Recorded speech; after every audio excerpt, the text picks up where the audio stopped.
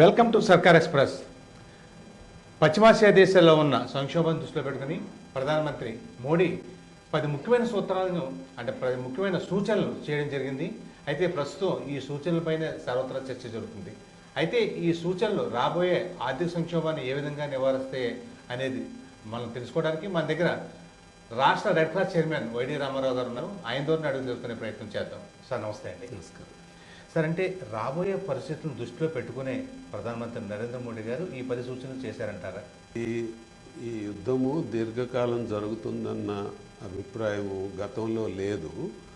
ఆ కారణంతో ముందుగా దీనిని వెంటనే ప్రకటించకపోవడం అలాగ జరిగింది. కానీ ప్రస్తుతం ఉన్నటువంటి పరిస్థితుల్లో ఇది దీర్ఘకాలం కొనసాగేటట్లు ఉండడం, అప్పుడే కొన్ని నెలలుగా యుద్ధం జరుగుతూ ఉండడం వలన ప్రధానమైనటువంటి ఆయిల్, గ్యాస్ వీటిల కొరత వలన క్యాస్కేడింగ్ ఎఫెక్ట్ అన్నమాట. అంటే ఒకదాని నుంచి ఒకటి ఎఫెక్ట్ అయ్యేటటువంటిది. కాబట్టి దానికి ఇప్పుడు ఈ యొక్క సూచనల్ని ప్రధానమంత్రి గారు చేశారని భావిస్తున్నాను. ఎందుకనంటే మన ఆర్థిక వ్యవస్థ అంతా కూడా ఈ యొక్క చమురు, గ్యాస్ దిగుమతుల మీద ఆధారపడి ఉంది. కాబట్టి విదేశీ మారక ద్రవ్యం మన దగ్గర నుంచి ఎక్కువ ఖర్చు అయ్యేది కూడా వీటికే. కాబట్టి దాని గురించి జాగ్రత్తగా ఉండవలసినటువంటి అవసరం.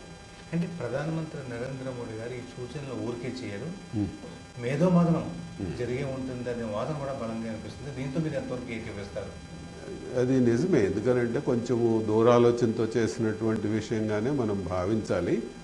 అసలు మామూలుగానే స్వదేశీ వస్తువులు కొనడము, మనము ఆడంబరాలకు పోకుండా ఉండడము, జాగ్రత్తగా ఉండడము, ఇవన్నీ కూడా ఎప్పుడు పాటించవలసినవే. కానీ ఇటువంటి విపత్కర పరిస్థితుల్లో తప్పనిసరిగా వాటికి చాలా ప్రాముఖ్యత ఉంది. అది మనము ఆయిల్ అంటే డీజిల్, పెట్రోలు, గ్యాస్ వినియోగం దగ్గర నుంచి బంగారం కొనుగోళ్లు తగ్గించుకోవడం దాకా ప్రతి విషయంలోనూ కూడా మనము వాటిని పాటించవలసినటువంటి అవసరం ఉంది. ఇప్పుడున్న పరిస్థితుల్లో ఇంకా ఎక్కువగా మనం పాటించాల్సినటువంటి అవసరం ఉంది. రామారావు గారు అంటే ముఖ్యంగా ఆయన చేసిన ప్రధాన సూచనలో బంగారం. అవును. ఈ బంగారం గురించి ఆయన ఏడాది పాటు కొనొద్దు అని చెప్పారు. అవును. సో కొనొద్దు అన్న ఇదైతే మాత్రం దీంతో అప్ అండ్ డౌన్స్ వచ్చేస్తున్నాయి. అదేవిధంగా అంటే ప్రస్తుతం సామాన్యుడికి ఎలాగ అందుబాటులో లేదు బంగారం. అయితే ఈ కామెంట్ మీద మీ అభిప్రాయం ఏంటి? అది ఖచ్చితంగా. ఎందుకనంటే ఈ బంగారం మోజు అనేది మన దేశంలో చాలా ఎక్కువ. ప్రతి కార్యక్రమానికి కూడా బంగారం కొనడం అనేది, బంగారం కొని ఉంచుకోవడం అనేది, పైగా ఇటీవల కాలంలో బంగారం ధరలు విపరీతంగా పెరుగుతూ ఉండడం వలన దీనిని పెట్టుబడి రూపంలో కూడా భావిస్తూ కొనడం జరుగుతూ ఉంది. ఈ కారణంతో ఈ యొక్క వినియోగం పెరిగిపోవడంతో మన విదేశీ మారక ద్రవ్యాలు విదేశాలకు వెళ్ళిపోతూ ఉన్నాయి. కాబట్టి దానిని మనం తగ్గించుకోవడం అవసరము. ఇప్పుడున్నటువంటి పరిస్థితుల్లో ఖచ్చితంగా అవసరం. పెట్రోల్, డీజిల్ వాడకం తగ్గించండి అన్నారు. అంటే జనరల్గా గతంతో పోల్చుకుంటే గతంలో బాగా పూర్వకాలంలో సైకిల్ మీద వెళ్ళేవారు, రకరకాల వాహనాల మీద వెళ్ళేవారు. ఇప్పుడు ప్రతి ఇంటికి కూడా 2-3 కార్లు, 2-3 వాహనాలు ఉంటున్నాయి. ఈ నేపథ్యంలోనే వీటి వాడకం కూడా జరిగింది. సో ఆయన ఆ సూచన చేయడం వెనకాల కూడా ఉన్న పరమార్థం ఏంటి? ఎందుకంటే ఈ యుద్ధం వలన ప్రధానంగా ఎఫెక్ట్ అయింది గ్యాసు, చమురే. కాబట్టి వాటిని మనము ఇంతకాలము మనకు కొంత రక్షిత నిల్వలు ఉండడం కారణంగాను, కొన్ని వెసులుబాట్ల కారణంగాను, అంటే ఇరాన్ కూడా 5 మిత్ర దేశాల్లో మనం కూడా ఉన్నాము అని చెప్పడం, కొన్ని నౌకలు మనకి ఆల్రెడీ ఎల్పిజితోనూ అదేవిధంగా చమురుతోనూ వచ్చి ఉన్న కారణంతోనూ ఇప్పటి వరకు దాని ఎఫెక్ట్ తెలియకుండా ప్రభుత్వం ప్రయత్నం చేసింది. కానీ ఇదే పరిస్థితి కొనసాగితే జాగ్రత్త పడవలసిన అవసరాన్ని గుర్తించి వీటి విషయంలో కూడా జాగ్రత్త పడమని మనకు సూచన చేయడం జరిగింది. ఇది సహజంగానే మనం పాటించవలసినటువంటి అవసరం. పెళ్ళి అనేది జీవితంలో ఒక ముఖ్యమైన ఘట్టం. అయితే ఆ ముఖ్యమైన ఘట్టానికి కోట్లాది రూపాయలు ఒక విధంగా, అంటే ఆఖరికి మధ్యతరగతి మానవుడు కూడా సప్పో చేసి ఈ చాలా గ్రాండ్గా ఈ వివాహాలు అనేది జరుగుతున్నారు. అందుకని ఆయన అంటే ఇటువంటి దృష్టిలో పెట్టుకుని కూడా దూబరా తగ్గించండి, ఎక్కువ ఖర్చు పెట్టద్దు అనే విషయం కూడా చెప్పడం జరిగింది. అంటే ఇది దేనికి సూచన? అది అంటే ఈ మధ్య కాలంలో డెస్టినేషన్ మ్యారేజెస్ అని మొదలుపెట్టారు. సో ఈ మ్యారేజెస్ భారతదేశంలో జరగటం ఒక ఇదైతే, విదేశాలకు వెళ్ళి చేసుకోవడం అనేది ఈ మధ్య ఒక ఫ్యాషన్ అయిపోయింది. అంటే కలిగి ఉన్న వాళ్ళే చేస్తున్నారు అంటే దానిని వేరే విధంగా తీసుకుని కొంతమంది అనవసరమైనటువంటి ఆడంబరాలకు అవసరం లేనటువంటి ఖర్చులు చేయడము ఇటువంటివి కూడా జరుగుతూ ఉన్నాయి.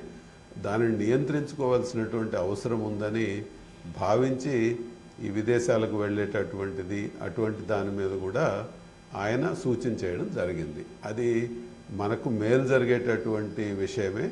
ఏదున్నా ఈ దేశంలో చేసుకోవడం మంచిది.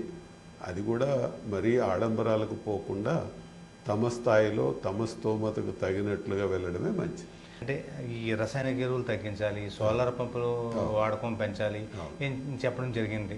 అంటే ఇవన్నీ కూడా అంటే ఆచరించడానికి చాలా టైం టేకింగ్. అంటే ఇప్పుడు ప్రస్తుతం మనకి ఈ ఆర్థిక సంక్షోభం పొంచి ఉంది కదా అని ఇవన్నీ ఒకసారి మనం ప్రారంభించాలంటే అది ఎంతవరకు సాధ్యం?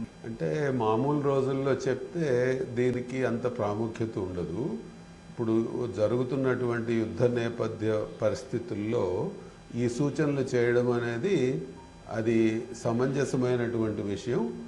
ప్రజలు కూడా ఆలోచిస్తారు. ఎప్పుడైనా ఇప్పుడు కోవిడ్ వచ్చినప్పుడు మనము చేతులు కడుక్కోవడం గురించి మాట్లాడాం, అట్లాగే మాస్కులు వేసుకోవడం గురించి మాట్లాడాం, దూరంగా ఉండడం గురించి మాట్లాడాం.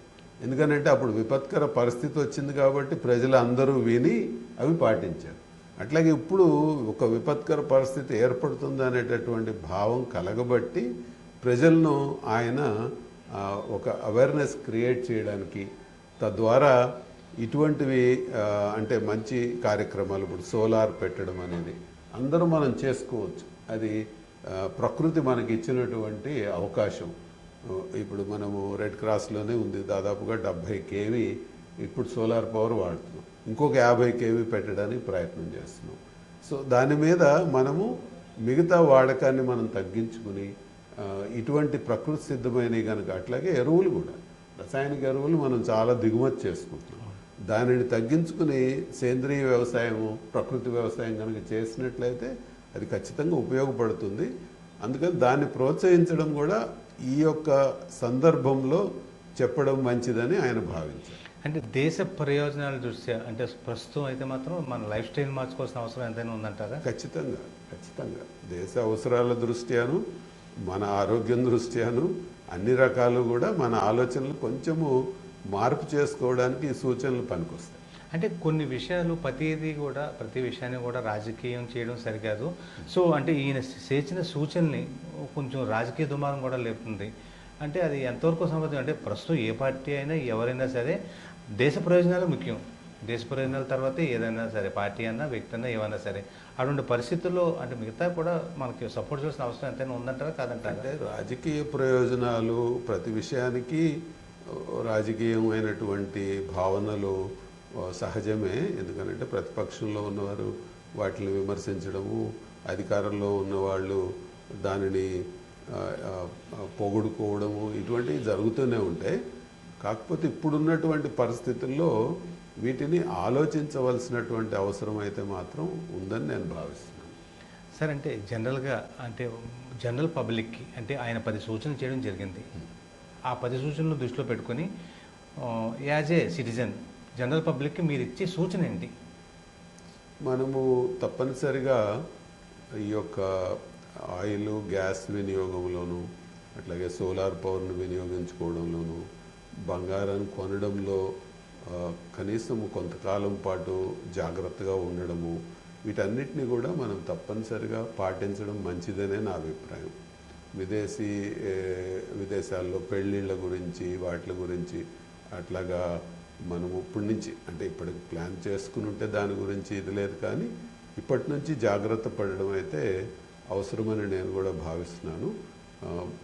ఇది మన భవిష్యత్తుకి అవసరము, ప్రయోజనకారి కూడా.